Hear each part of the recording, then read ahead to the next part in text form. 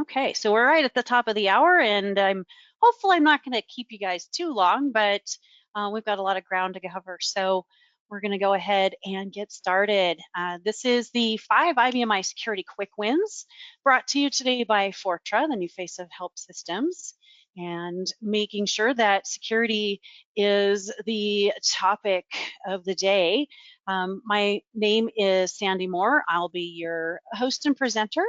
I'm a principal security consultant here with Fortra, and I've actually been working on the IBMI platform for coming up on 20 years next month, and I can't believe how long it's been. It goes by fast, but really the idea here is that, I've talked to a lot of customers. I've been involved in many different roles on IBMI, and security really is my passion, and I really enjoy talking about it. So hopefully I'll be able to bring some good information to you today. If I have not met you already, it'll be great to work with you in the future. So the reason we need to talk about quick wins for IBMI security, and you're probably wondering, all right, so why are we doing this? IBMI actually has a reputation for being one of the most secure operating systems in the market. So this is the one where, everybody says, yeah, we don't have to do anything, it's secure. The reason why is that IBM has told us that, in fact, it is secure.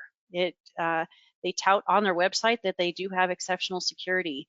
And so this is really something that's been long standing, and this is very often the first thing that people think of when they think of the platform.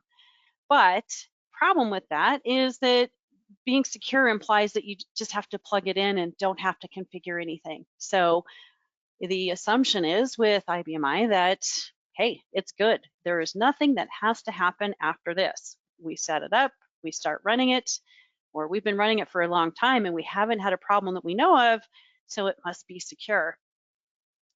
We really like to describe it more as a secureable system. And so the operating system itself has a lot of security functions and features that can be taken advantage of, but they do have to be enabled in order for it to be secure. So, when you look at a security in general, is there really truly a 100% secure system? I had someone tell me, well, yeah, I just unplug it from the network. So the idea is that we don't want to have to do that. We want to get it to a place where it's usable, functional, and it is also in a more secure state. And so being able to take advantage of those functions and features is really what we're encouraging. We actually do, in fact, have a little bit of knowledge about this particular topic. Fortra has actually a security scan tool that we use that we collect anonymous audit data from customer systems as they run our security scan tool to compile our annual state of security study statistics. So every year we release the study based on real data from real shops with their security controls, and we make this study available. So you're welcome to view that and see exactly what we're seeing. So all of the information I'm providing is based on what we're seeing on actual systems. And one of the things, unfortunately, is that year after year, it is showing that there is still room for improvement, and it's definitely needed. So while granted, most customers who do run our security scan tool are just getting started and they may not come back and show us what they've done, there are still systems. There are still out there that need, in fact, to make some changes in order to get their systems to a more secure state. Now, when we talk about the security, it's not something that is going to happen overnight. This is actually long-term planning, and it is going to take some work in order for you to get that system to that better secure place. And while if somebody's telling you that there is a silver bullet, if there's a tool that is going to make it good, you guys are good, you don't have to do anything else, the system is secure, boom, I would be very cautious. This is not something where you can add a simple one layer and you're good. It is all about all of the layers. It's about using what the system provides you. It's about adding in additional tools that can provide some functionality to augment what the system can do. And so really, these quick wins are to give you some starting points and to think about what you can actually do to start getting to that point. Now, before we get into the actual options and the steps that I'm going to recommend, I'm actually going to launch a poll because I want to get an idea from the audience here if you're actually working on security initiatives. So you joined us today, so you must be interested in security.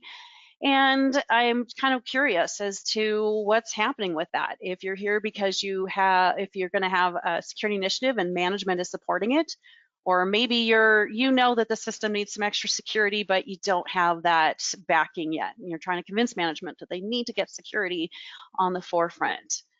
Maybe there's no security initiative going on right now, but you're thinking about it. Or if you are my ostrich friend and you think that your IBMI is already secure and there's nothing else you need to do, maybe that's your answer. Anyways, so I'm always curious to see where this is coming from. I know that sometimes security projects are hard to get off the ground. It does take a lot of work. It's going to take some planning, of course, as I mentioned, but also buy-in from management to give you that backing and, to sign off on what costs may be entailed with that. So, all right, I'm going to go ahead and close that poll here in 5, 4, 3, 2, 1, if you guys still want to answer. All right, so appreciate the responses there. Let me go ahead and share this. So, looks like 60% of you have management support for that. There's still a small group that are trying to get some management support. And then, yeah, it looks like there's some folks that are willing to consider it. And then we have a couple that say their IBMI is already secure. So hopefully that means that they have actually put some work into it and have, in fact, been doing a lot of actions to make the system more secure. All right. Let's carry on. Let's look at the strategies that we can consider. So option 1, so when we're looking at security on the IBMI, system auditing, it's a logical first step. So really the idea here is to think about first, why should you bother auditing? Think of it as your flight recorder. This is what's going to record critical actions on the system that may or may not be important. So the idea is that if the ship goes down or the plane goes down or the system goes down, you have something to go look at. If you suspect you've had a breach and you want to go see what happened leading up to that, or if it did in fact happen, where are you going to look? So this is really that flight recorder, the black box for the system that is going to give you critical information about what happened, system value changes, authority failures, somebody who has deleted something off the system or created a new profile that has too much authority.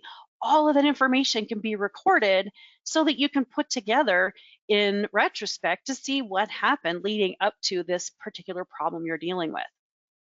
So when we talk about whether or not you should be auditing, of course, we look back at our state of IBMI security study to see, in fact, who is using the audit journal. And this one actually looks pretty good on the surface.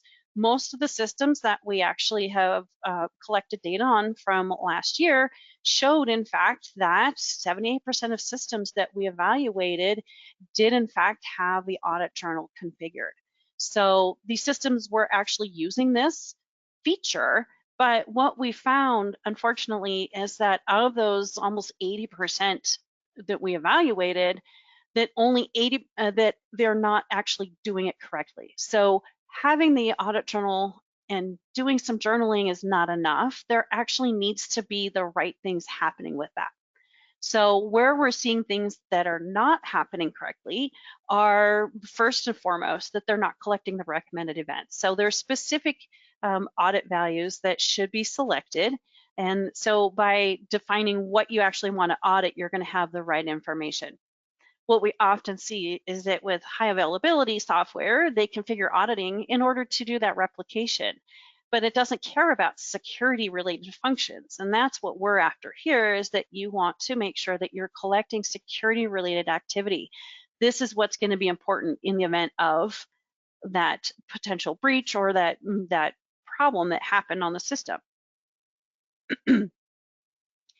keeping the data long enough for it to be useful. So breaches are very often not discovered for anywhere from 6 to 18 months. So it's important to have the data long enough so that you can go back and look over time to see what changed and how, if there is a gradual change, how is that been recorded, and would you be able to put your hands on that information to put it together and build your cases to show what happened. Having an archiving or retention policy is another shortcoming. So how do you actually keep those audit journal entries? Where are they kept? And are you going to be able to put your hands on them and be able to restore them and pull the data to put it together? So those, the audit journal receivers can have a lifespan on them. And so is it going to be available? We also see that there's not proactive review of that audit data. So all that information goes in there, but nobody looks at it. And while you may not necessarily have a problem going on, so maybe you don't need to go look at it right now, but it could give you views of things that are happening slowly over time. So the proactive review of that audit data is going to give you the ability to stay on top of problems before it becomes a huge problem. And of course, if you've ever looked at the audit data, it is overwhelming and it's hard to find that needle in the haystack, so to speak, where there's one piece of information that's really important, but how do you find it? So what we also see is that most of those customers are not using any tools to actually mine that data for the important pieces that is going to give them visibility to what might be happening that is in fact a problem. All right, so let's actually talk about really what auditing means. And as I imagine that there's some folks on the call here that don't really know too much about the journal, and it's a little mysterious. And it's but the security audit journal, it in fact, when you create it, it does have to be called QAudJourn. That is one of the requirements of the operating system, and it always needs to reside in the QSys library. So you can actually create the components and the system value controls manually, but there's actually a command, the change secaud command, that can actually make this easier to create it and put it all in the right place. And so highly recommend using that if you don't already have your journal created. There is an on-off switch for the auditing as well. So once you have that journal and the QAudJourn exists, you have to say, hey, system, operating system, let's audit stuff. So there's actually a number of audit system values that you can specify there. The star none is basically off. So there's no auditing happening on the system, and that's the default. So you can specify the odd level, and that's going to turn on your system level event auditing. And then you can also specify the object auditing, which is going to give you that object level auditing so that you can actually see what happens to specific objects on the system. So if you have a sensitive file on the system and you want to know anytime somebody makes a change to it, they're going to need that object auditing set on QAud control. There are some other options to customize. One of those you might want to consider is specifying the no Q temp. And so it does instruct the operating system to ignore activities in a job's Q temp temporary library. As you can imagine, that could get pretty crazy, and it is temporary activity, so it does not necessarily need to be recorded. However, once in a while, there's maybe a need to actually remove that function to capture some information from Q temp. I've run across some interesting scenarios when I was working in support where that actually could be helpful, but you would definitely not want it for a long-term auditing. All right, so once the auditing switch is turned on, then you're going to specify the audit values. And these are where the QAud level system value and its secondary system value of QAud level 2 come in. So this is where you're going to actually specify the things that will be audited. So you've set the on-off switch already. So this is where you're going to have those system level values that you're going to want to audit. There is a default set that is going to include auth fail, create, delete, security, and save restore. So that's a bare minimum, and it's going to give you some helpful information, but it's not all that you're going to need.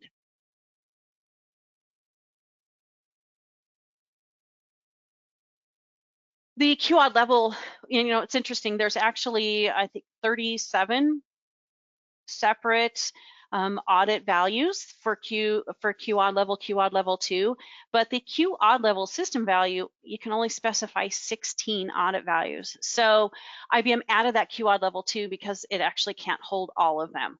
One of the requirements, however, is if you are going to have more than 16 specified, you have to have aud level 2 as one of the audit values in QAud level. And so when you do that, now you're down to 15. And so you will have to put the rest of the audit values that you may want to turn on into the QAud level 2. What happens is that someone who comes along behind you and doesn't know what you've set is going to go look at maybe only QAud level 2 to see what's actually being audited and not look at QAud level.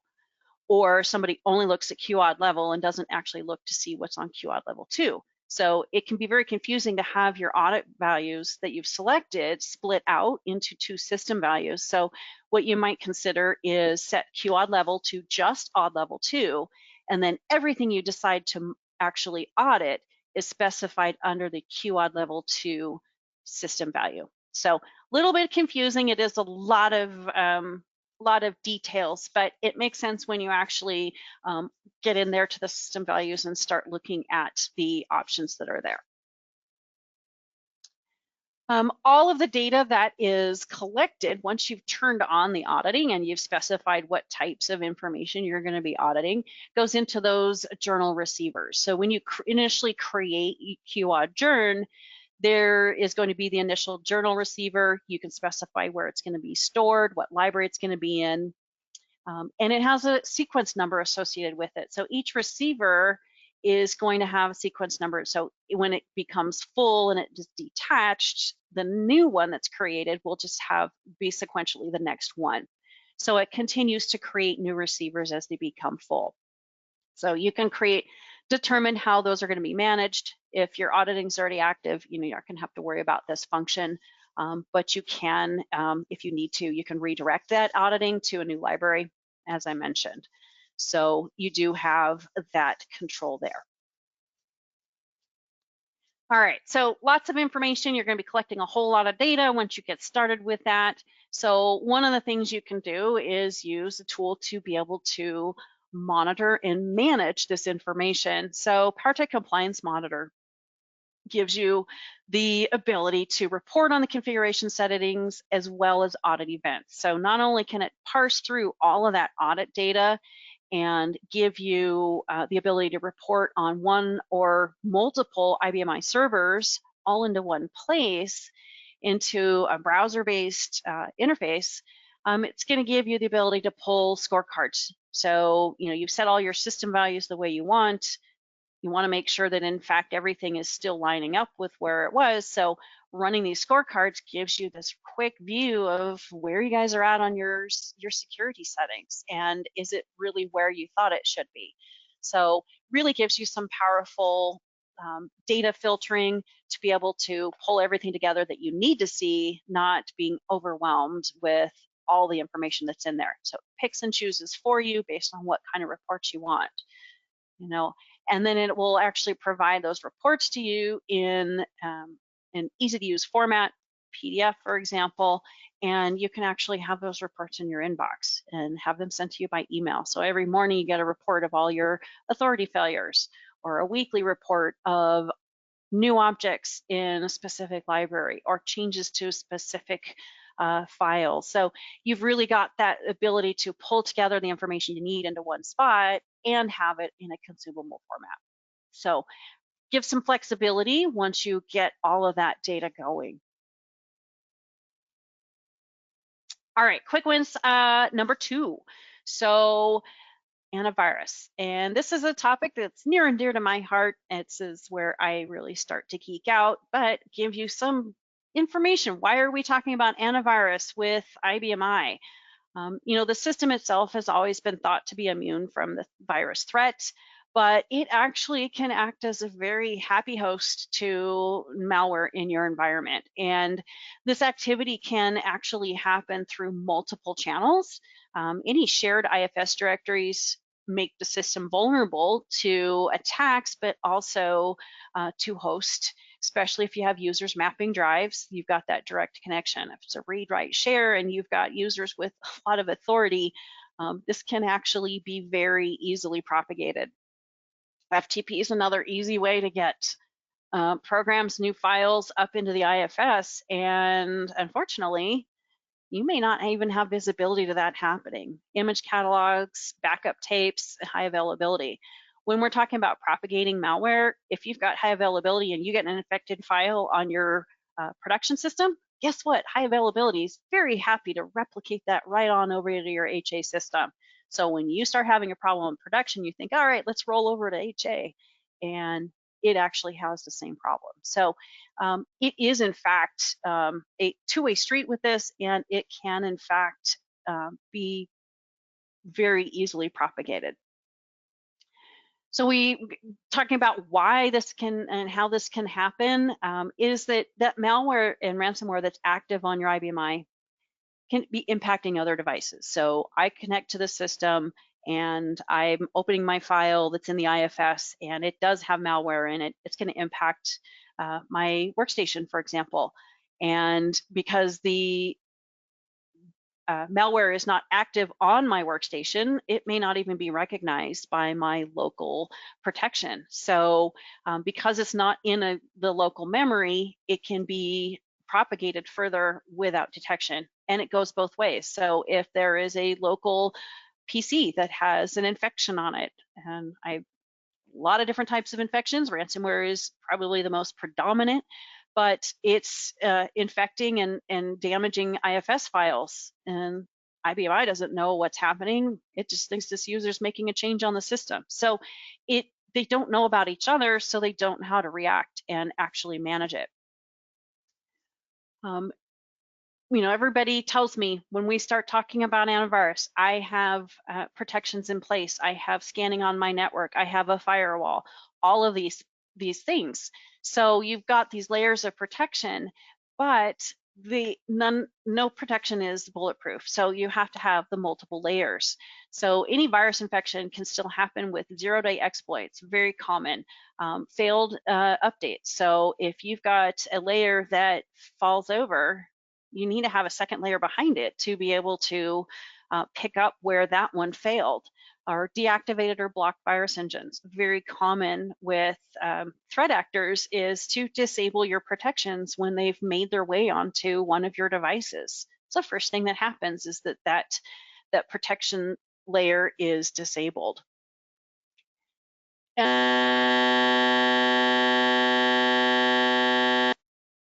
It continues to happen. So what we've got to do is ensure that you've got the next layer in place, ready to protect your system. And if there was any single magic layer that protected it, all of the malware attacks that we're seeing would no longer be happening. It continues to happen because it changes, it evolves, and every layer helps. We're just trying to minimize the impact. So, back to IBMI and why this is a problem. Well, IBM has, stated that no traditional virus or malware is going to be able to infect a native object. So what happened with that was that everybody said, yeah, well, my RPG programs, physical files, and query definitions aren't going to be impacted. So, hey, IBMI is virus proof. It's not possible. But unfortunately, IBM didn't say the IFS was immune. So the native side is okay, but in fact, the IFS with the ability to have those Windows stream files on the server makes the system vulnerable to malware. And so that is where we really see that avenue where it can, in fact, impact the system. IBM actually went so far as to put controls on the system. At V503, they added system values, they added exit points, and they added attributes for stream files in order to provide controls to allow for native virus scanning. If they didn't think this was a problem, they would not have gone to the effort to add those. I don't know if you've ever asked IBM to make a change, but it doesn't happen readily. So it is an important layer of protection. The one thing they didn't do was they did not create the scan engine. So they put the infrastructure in place. They just did not actually take that leap into becoming an antivirus company.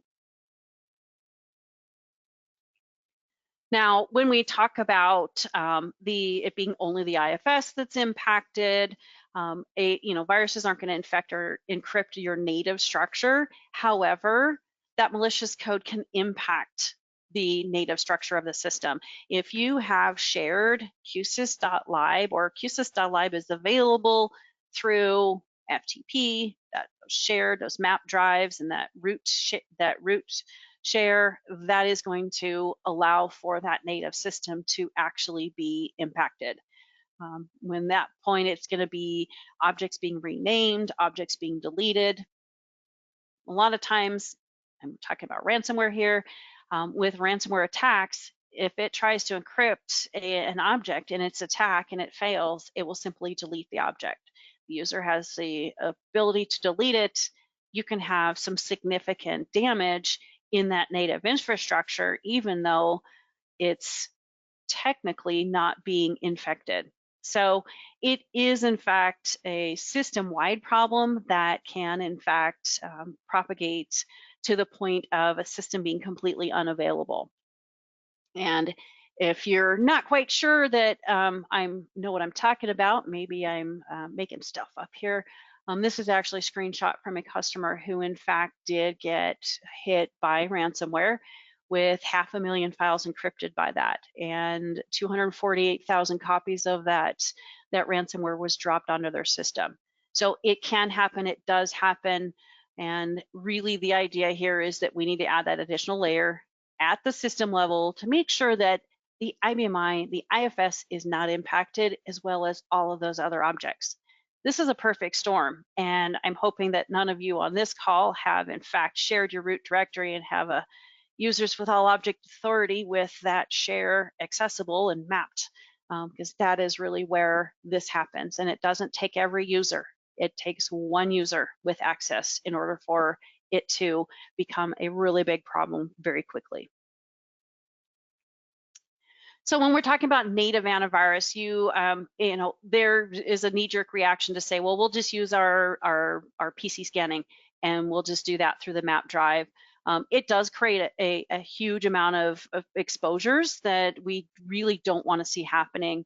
When you're using a native scanning tool, you're going to have full integration between the IBMI and the antivirus engine, so it will be able to communicate and update those stream file attributes. It will be able to determine if the object still needs to be scanned, if it was already scanned. So you're going to have performance improvements that way. It is actually going to integrate with the system itself to let IBMI know, the operating system know, that in fact the file has failed to scan and should not be used anymore, so that you don't have users opening files that are infected. And being able to do real-time scanning. If you're trying to use a PC scanning, it's not going to be able to scan all of that IFS and be able to update those attributes and tell this operating system what's happening. And it's going to have to start over every single time. And there are some definitely some downsides to not using a native scanning tool. So also being able to integrate and schedule this to run on IBMI time, not through when you've got that map drive to the PC and all of that, where it actually exposes the system and can be very unreliable. Powertech Antivirus is going to be able to provide that native scanning function, where it is actually the only commercially grade antivirus that runs natively on IBMI, as well as AIX and Linux. So being able to scan all of your Power servers, regardless of your operating system, to ensure that in fact the server itself is not hosting that malware. It is powered by Trellix, formerly known as McAfee. A lot of name changes going on right now, but really having that backing of a well-known, long-standing industry staple. So if you're going to look at, in order to get that quick win number 2 done. Purchase and install your antivirus engine. Decide whether or not you're going to do real-time scanning or scheduled scanning. I recommend both. Integrate with the exit point. So making sure that you are able to use the exit points to have that hook into that non-green screen traffic to make sure that it can see what is happening with the files that are being passed back and forth to the system. Using those system values in order to control how the scanning happens, and then making sure that, in fact, the antivirus engine and updates are always running and active. So that will actually complete that cycle so that you have the server itself being protected and not relying on other layers to do protection of what's primarily most often the crown jewels of the business. So the server of record needs to be protected. All right, quick win number 3. So switching gears a little bit, command permissions. So when we're looking at commands on IBMI, this is how the system runs, is through commands, whether they're being run through a job and through an application, or they're being run by a user. And so if a user has ability to run commands on the system, they either need to have visibility to a command line and have non-limited capabilities, or they need to have a command function available to them within a network service. So something like FTP, remote execution server. So if you've got one of those two, you have the ability to run commands on IBMI. So let's break that down a little bit. With command line invisibility, this is where we've got a user that has restricted options on their menu. When they land on the system, they can't see a command line, but technically they may have access to run commands on the system.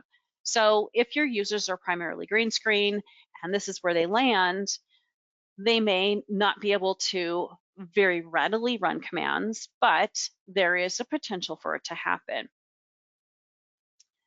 With the green screen, if they in fact do have non-limited capabilities and they can enter commands on the command line itself.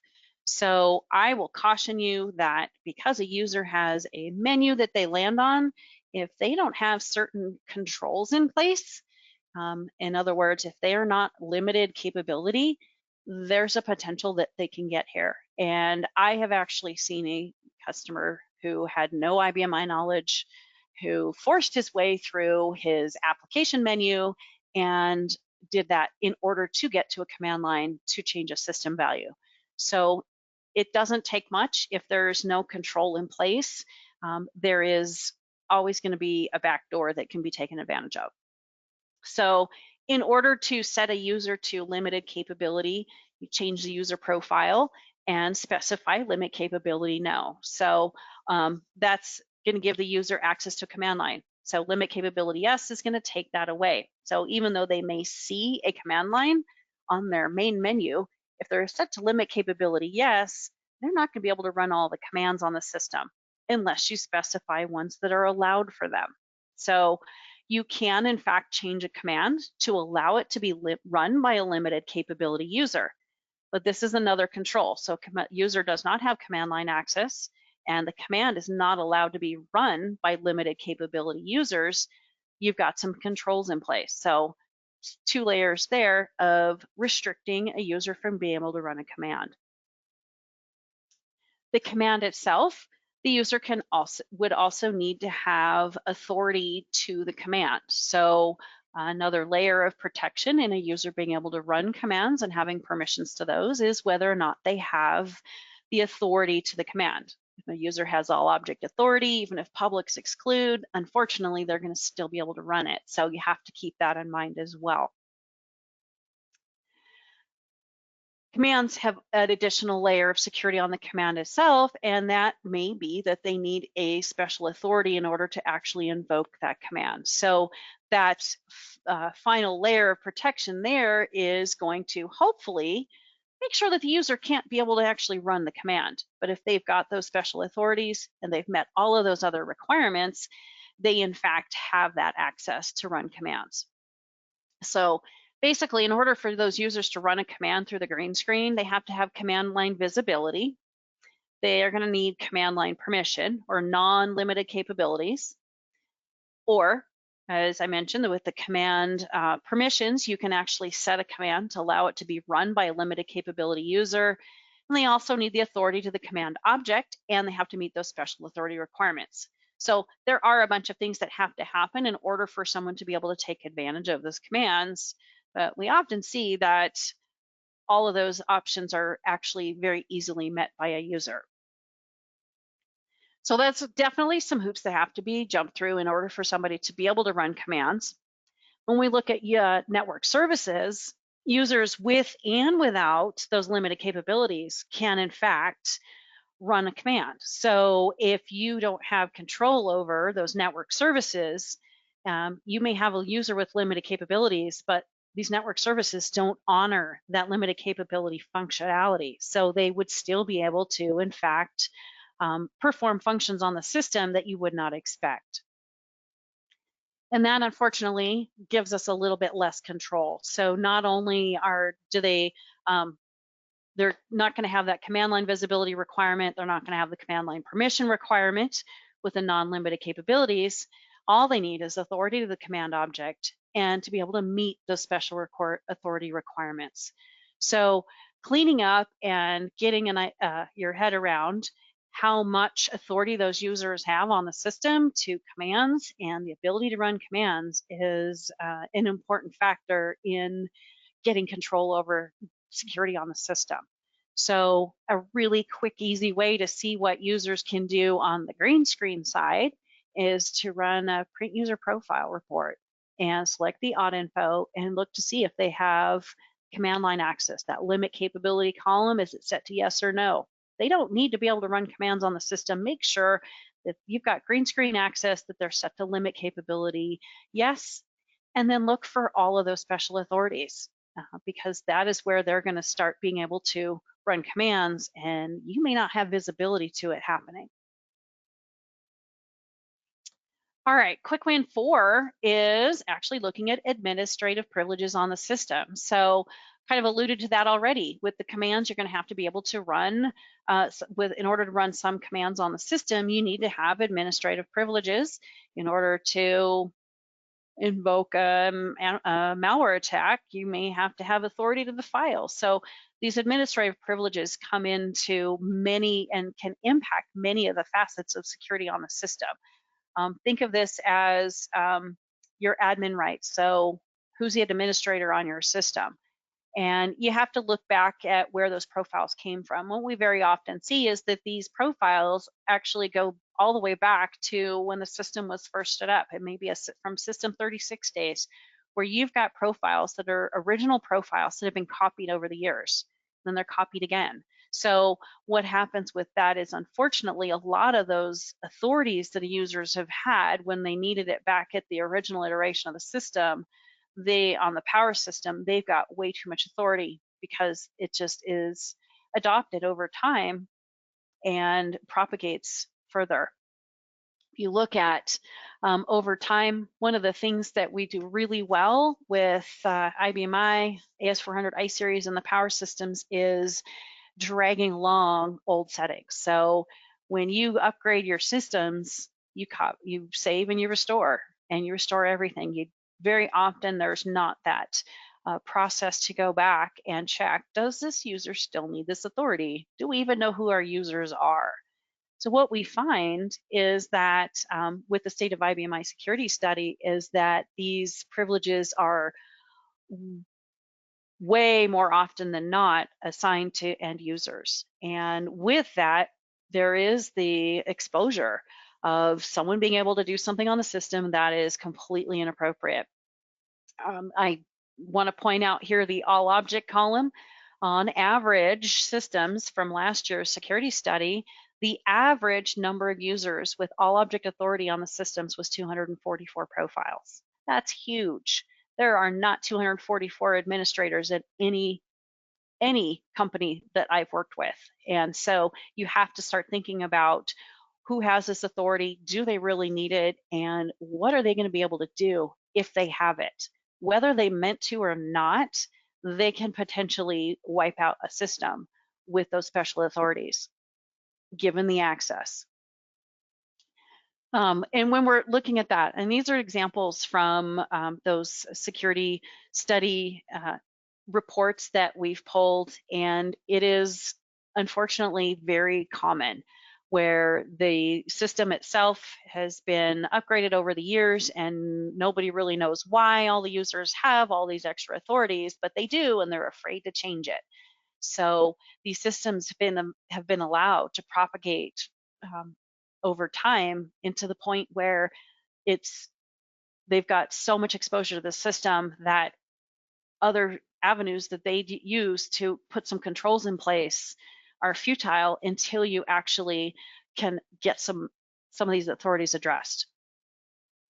When you look at this, you have to determine really who has these rights. So I already mentioned the user profile report. So figuring out who has the special authorities, make sure you check out your group profiles. So group profiles are going to give users access to these authorities, even if they don't have it directly. So it can be a backdoor. And it's really common when I look at the security scan information from customers is that there is a group profile at play and nobody realized, or they didn't realize that the group profile having that authority was going to be so far reaching. So you want to make sure that you limit how those authorities can be leveraged. So there's definitely some compensating controls that can be put in place, not allowing users to have command lines on their application screens. So going back to that, limited capabilities on the user's profiles. All these tie together. Audit the users that retain these privileges. So we already talked about turning on auditing on the system. So audit the user that does in fact have that all object authority and command line access, so you know what they're doing, so that you can in fact see what's happened on the system. You also want to make sure that you're using exit programs to prevent those commands being used from PC interfaces. So without an exit program, you're not going to be able to see who FTP'd into the system and created a new library or created a new profile. All of those things can happen with absolutely zero visibility. So important to be able to control where this can actually happen. You can also transfer those restricted functions to CL programs that run with adopted authority. Great way to get around giving a user or a group profile for an application that special authority is to have that program use adopted authority instead. So you can get around that. A lot of this does require some changes to the way the system is functioning, so it can definitely be some work, and it's a project that would need to have some significant planning involved in it. But if you have a green screen environment, your users are able to use the green screen, this is critical because it can go sideways very quickly. Powertech Authority Broker can give you some additional assistance with this. And so this allows you to monitor, to control the use of those powerful authorities. So you're able to allow a user to swap to a profile with enough authority to do what the task that they need, but you have control over when they can do it, how they can do it, and you're going to have the ability to audit everything they're doing when they're elevated. It works with your IBM iSecurity to protect the system and the data on the system, and gives you an additional measure of control and visibility. You've got notification and monitoring, as well as control over those users.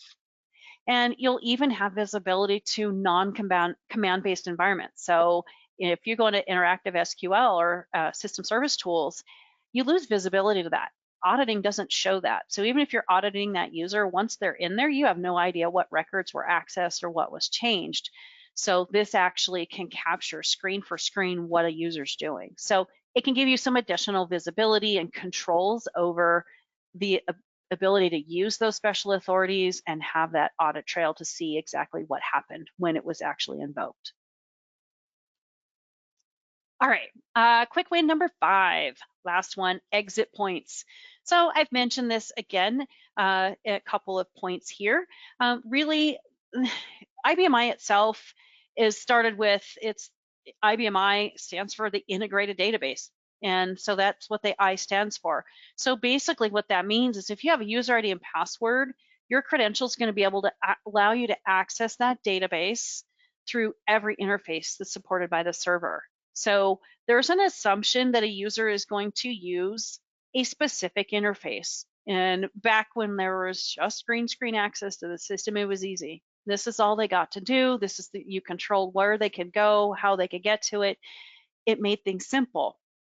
However, the use of menu security and application security is not sufficiently comprehensive at this point. Menu security limits where the applications that they can get to and the options the users can access. Your application security works well to restrict the functions within the application, but when they're relied on, it actually masks the complexity of your object level security. You assume that this layer is going to be enough. And I will tell you that that application security only works if the user accesses the data through the application. If they're able to use one of the back doors to the system, they're going to be able to get around that application of menu security. And that's really where you're going to have the exposure of data, the ability for someone to modify data on the system. And this is going to where you're going to start having issues of not only are you not controlling the ability for people to do this, but you don't have visibility to it. I will tell you that anybody who is trying to hack a system is not going to use a green screen application menu. They're going to use one of the more readily available network functions. And so ODBC, JDBC, DDM, FTP, easy peasy. If you don't know how to use FTP, you can Google it and figure out all the ways to get to a server and navigate it. And unfortunately, there's no visibility to that inherently on the system. So the operating system actually gives you some ability to have visibility and control over the use of these backdoors to the system. And these are called exit points. And you can actually add programs to those exit points with customized functions to be able to do some activity when somebody comes in through that back door to the system. You just have to actually determine what you want it to do.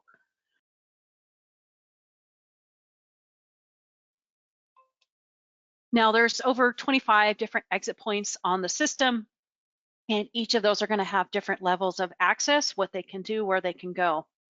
The idea behind the exit program is that you can interrupt that connection and determine whether or not this connection is able to continue. With an exit program, you can have it do anything you want. It could be malicious, but really, we want you to actually have it do something important and helpful, such as be able to audit what's happening through that connection to the system, as well as add some additional control over what a user can do through that backdoor to the system.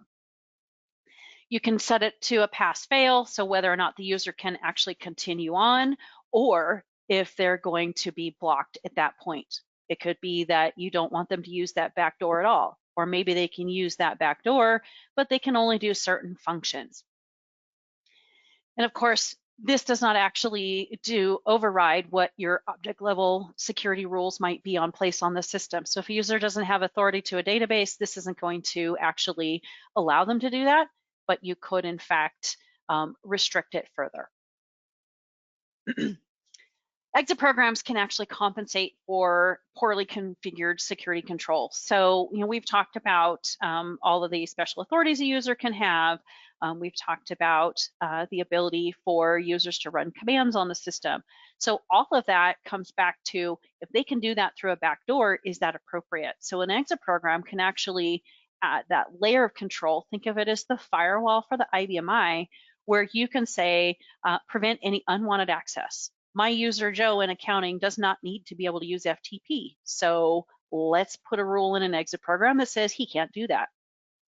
You can allow the approved and wanted access to continue without having to shut down that service completely. You don't want to shut down FTP completely, maybe. Joe doesn't need to use it, but maybe someone in development does need to use it. So you want to make sure that you can allow those approved activities to continue while preventing the unwanted activity. You can also use those exit programs to log that activity so you can prove who was doing what, but also alert if there are unwanted attempts through one of those interfaces.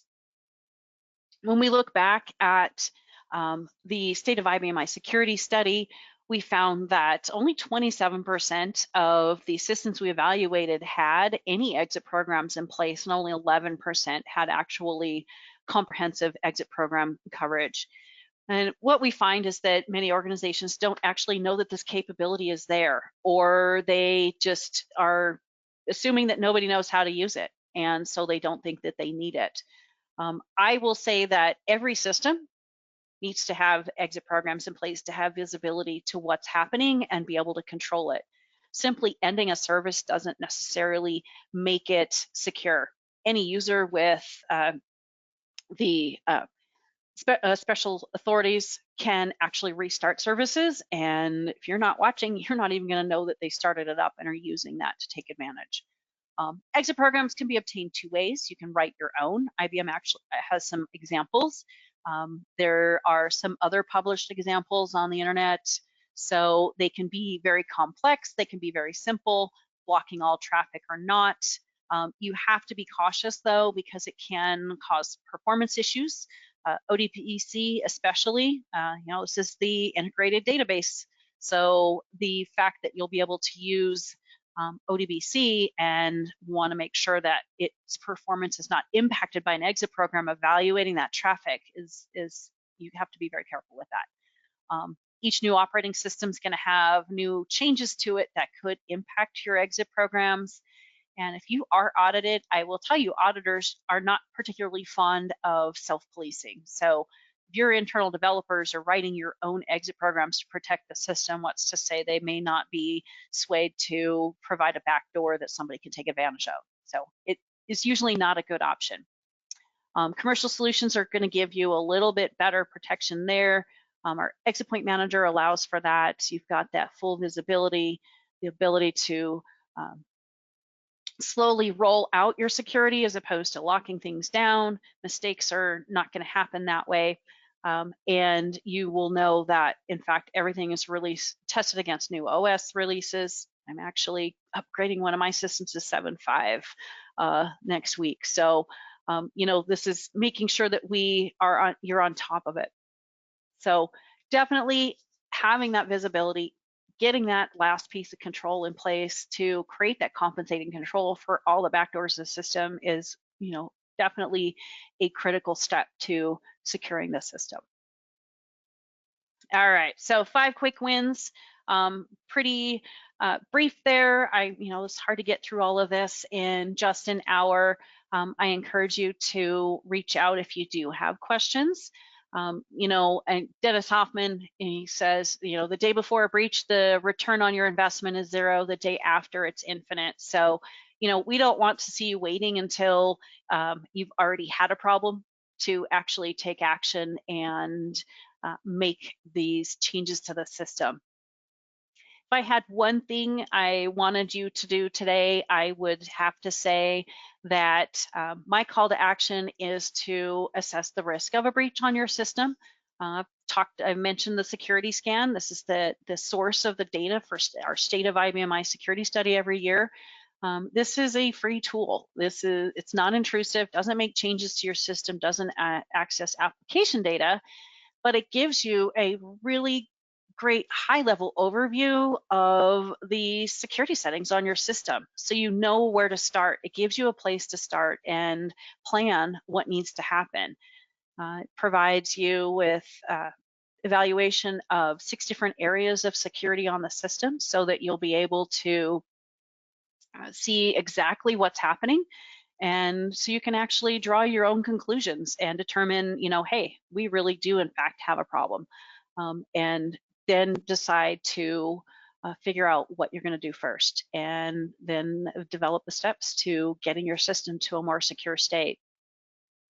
With the security scan and that risk assessment, you'll be able to get an hour of time with us that will actually go through and help explain what the scan was looking for, what it means for you, talk about any compensating controls that might be there that the system doesn't recognize. So it is very helpful in getting started. So highly encourage that you, in fact, take that step. It's usually the first step in the journey for getting the system to a more secure state. So look forward to being able to do that with you. If you've done one in the past and this is a refresh for you, I welcome you to run it again. I do that with customers to see, what they've done since the last time we did the scan. So you can say, hey, we have made some progress, or look at this, we still need to make these changes. We have a lot of resources on our website, so I would recommend visiting Fortran.com. You can see demonstration videos and trial downloads if you're interested in any of the applications we talked about. You can grab product information sheets, guides, technical articles, customer success stories, how-tos, and of course, you're going to have a link to find that link to request your free security scan. So if you do have any questions, feel free to drop those into the questions panel. I know we're going right up at the top of the hour. Like I said, it's a tough subject to get done in just an hour, but hopefully you guys found this helpful. If I don't answer your question on the call here, I'm actually happy to follow up with you after the fact. One last poll before we go. I've talked a lot about that security scan. I'm actually wondering if you would be interested in that. So if you want to go ahead and do a scan, let us know. If you want to have some more information, I'm happy to go over a little bit more information with you as to what the scan entails so that you can have a better understanding of what's going to happen before you actually do it. So appreciate the feedback and hope everyone has a great rest of your day. We're going to go ahead and close that poll here. And if you didn't get a chance to vote on that poll or respond to the poll, just throw it into the Q&A panel. I'll leave that up here for an extra minute or so that you can, in fact, let me know, and we'll be sure to reach out to you. All right. Right, if anybody had anything else, please reach out. Really appreciate you taking the time, spending that hour with me out of your day. I know your time is valuable and we all have a lot on our plates, but we do appreciate your attention. And this is being recorded, so if you were unavailable or were unable to watch the whole thing or want somebody you want to share this with, just reach out. We will be posting the recording on the website when it's ready. So appreciate you again. You guys have a great day, and hopefully we'll be talking with you soon.